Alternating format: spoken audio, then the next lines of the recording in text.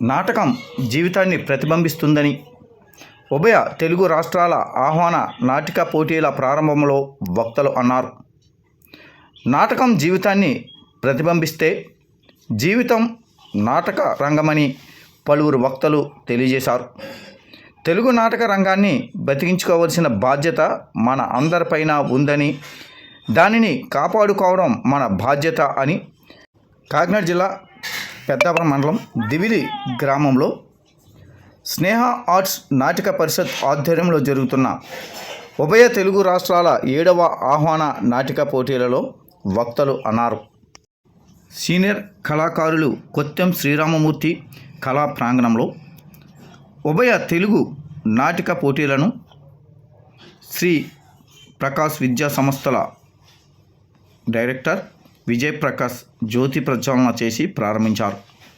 ఈ సందర్భంగా వారు మాట్లాడుతూ దిగ్విజయంగా 6 సంవత్సరాల నాటిక పోటీలు విజయవంతంగా జరిగాయని, 7వ నాటిక పోటీలు విజయవంతంగా జరుగుతాయని తెలిపారు.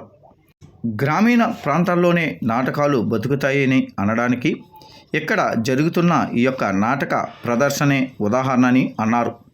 నాటకాలకు ఇంకా జనాదరణ తగ్గలేదని చెప్పడానికి నాటక పరిషత్తుకి హాజరవుతున్న ప్రజానీకమే ఉదాహరణని తెలిపారు. ఈ యొక్క నాటిక పోటీలకు ముఖ్య అతిథులుగా Chandramampalli sarpanch Kurmalla Lovaraju, MPTC Gopu Varalakshmi Narayanamurthy, Azad national army Kottem Venkata Srinivasarao, Bujji Relangi Bujji, ASR Murthy తదితరులు పాల్గొన్నారు.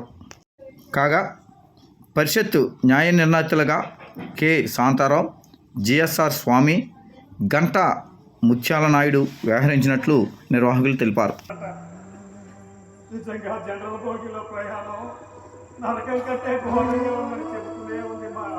అలాంటప్పుడు ఏసీ కంపార్ట్మెంట్ రిజర్వేషన్ చేసి పిలిపించాల్సింది. వాళ్ళకి అవసరం తప్పేది, నీకు ఈ బాధ తప్పేది. నేనైతే అలాగే చేసేవాడిని. మీకు జీతం కంటే గీతం ఎక్కువ సార్, మీరు ఎలాగైనా వస్తారు. కానీ కాకి బట్టలు వేసుకున్నాక ఎప్పుడు ఎవరి దగ్గర ₹1 కూడా పుచ్చుకోని కూడా. మరి మా లాంటి వాళ్ళకు జనరల్ భోగిలే పుష్పక విమానాలు సార్. అబ్బా ఈ ఉత్తరాల సారాంశం నాకు ఇప్పుడు పూర్తిగా అర్థమైంది. ఆ కూతురు బాబులకు నేను బయటకు వస్తే నీకు చెప్పబడుతున్నా చెప్పుతాను. ప్రభుత్వం దిగి వచ్చి జనరల్ బోగీలు పెంచే వరకు పోరాడదాం. జనరల్ బోగీలో ప్రయాణించే ప్రయాణికులు గుర్తింపులు ఇచ్చే వరకు పోరాటాన్ని కొనసాగిద్దాం.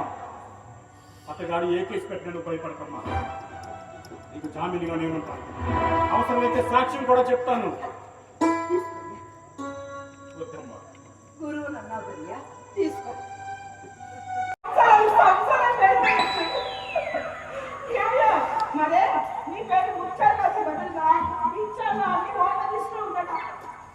అవునా, అది ఓటమి ఇస్తే అందంగా ఉన్న వాళ్ళని భూతంలాగా చూపించడం, విచిత్రంగా రాయడం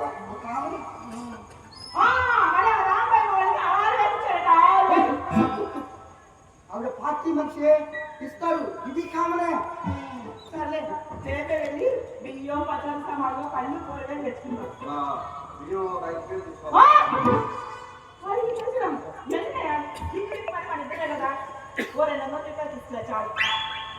అవునమ్మా, కేజీ బియ్యం 5 కేజీలు అంతా ₹505. దాదా ₹5 కదా. నేను చెప్పిన దాన్ని బట్టి చెప్పే కదా. ఇకపోతే నీకు నాకు ఇష్టమైన అరటిపళ్ళు. అబ్బా, అరటిపళ్ళను ఒక 2 డజన్ తెచ్చుకోవాలమ్మా. ఎందుకు నేను దుబారా ఖర్చు తీసుకురా చాలు. 2 డజన్కి 5కి ఒక పండేనే తేడా. తేడా ఉంది కదా, నేను చెప్పినట్టు. ఇకపోతే చింతపండు, కందిపప్పు, ఇవన్నీ నాకు గుర్తించాము. కానీ రేపు బజార్ వెళ్ళేటప్పుడు రాసి పెట్టుకుని తెస్తాను, సరేనా?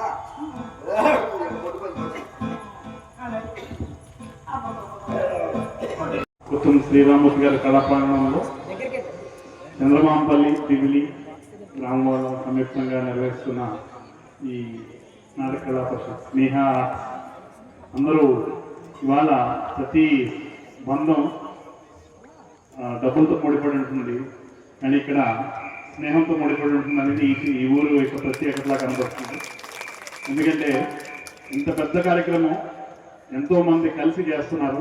చాలా ఆనందంగా ఉంది. రాజా గారు, రవి గారు, ఇంకా నాకు పేరు చాలా మంది తెలియదు.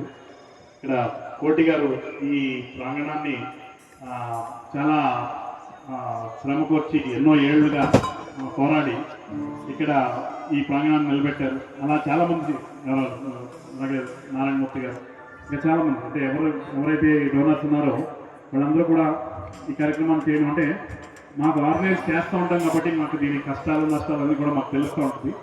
ఎన్నో ఒడిదుడుకులు, అంటే ఆఖరికి ప్రేక్షకులను కూడా వాళ్ళు సాటిస్ఫై చేయాల్సిన పరిస్థితి చేస్తుంది. ఇవన్నీ ఎవరి కోసం చేస్తూ ఉంటే ప్రేక్షకుల కోసం చేస్తూ ఉంటాం. కానీ ప్రేక్షకులను కూడా మనం హాయిగా ఉండేటట్టు, లేకపోతే మీకు బాగుండాలి అని చెప్పి వాళ్ళు మనస్ఫూర్తిగా కోరుకుంటూ వాళ్ళు దాదాపు నాకు తెలిసి కొన్ని వారాల నుంచి నాకు తెలిసి ఒక 5-6 వారాల నుంచి పూర్తిగా నిద్రాహారాలు మాని ఇలా చేస్తున్నారు. అలాగే ఇందాక చేసిన నాటకం కూడా ఇద్దరు కళాకారులు అద్భుతంగా ప్రదర్శించారు. అంటే ఆ ప్రదర్శన చూస్తే వాళ్ళు ఎన్ని రోజులు ప్రాక్టీస్ చేస్తుంటారు. అలాగే డైరెక్షన్ కానీ ఈవెన్ వాళ్ళు చేసిన ఎఫెక్ట్స్ చాలా బాగున్నాయి. నాకు తెలిసి ఈ 7 ఏళ్ళ నుంచి ఈ కార్యక్రమం చేస్తున్నారు మీరు. ఇలా ఎన్నో అద్భుతమైన ప్రదర్శనలు ఇచ్చుంటారు. ఈ పరిషత్తులు మన సమాజం యొక్క అదేంటి మన కళల పట్ల ఉన్న ఇంట్రెస్ట్కి అది కొలమానం అనమాట. 7 ఏళ్ళ పాటు ఇలా కంటిన్యూ అవుతుంది అంటే మీ ఊర్లో ఎంతో కొంతమంది ఇవన్నీ ప్రోగ్రామ్స్ చూసి ఒక మంచి ఆలోచన వైపు, ఒక మంచి సమాజం వైపు వెళ్తున్నారని నాకు అర్థమవుతుంది. ఈ ఇందాక చూపించినట్లు చిన్న ఓటు నమ్ముకోవడం అనే ఒక చిన్న ఇతివృత్తంగా తీసుకుని అద్భుతమైన నాటకం ప్రదర్శించారు. దీని నుంచి ఖచ్చితంగా మనం అందరం నేర్చుకోవాలి. అంటే జస్ట్ నాట్ ఒక సాయంత్రం సినిమాకి వెళ్ళినట్టు కాకుండా ఎంత కష్టపడి చేస్తున్నారు. మరొక్కసారి వీళ్ళందరికీ అభినందనలుగా తెలియజేస్తూ ఇందాక చెప్తున్నారు ఈ స్టేజ్ నిర్మించాలని. డెఫినెట్గా ఇలాంటి 7 ఏళ్ళ నుంచి నడుస్తున్నప్పుడు ఇలాంటి స్టేజ్ ఫస్ట్ ఉండాల్సింది స్టేజే. మా ఇన్స్టిట్యూషన్స్ అన్నిటిలోనూ డెఫినెట్గా ఈ స్టేజెస్ ఉంటూ ఉంటాయి. నా తరపు నుంచి 1 లక్ష రూపాయలు ఈ స్టేజ్ నిర్మాణం కోసం నేను డొనేట్ చేస్తానికి వస్తాను. అలాగే అందరూ కూడా చేస్తే ఒక మంచి హాల్ కూడా నిర్మించుకుంటే బాగుంటుంది నా సలహా. అందరికీ ధన్యవాదాలు. మరొక్కసారి కోటి గారికి అలాగే ఈ స్నేహ ఆర్ట్స్ అందరికీ కూడా ధన్యవాదాలు.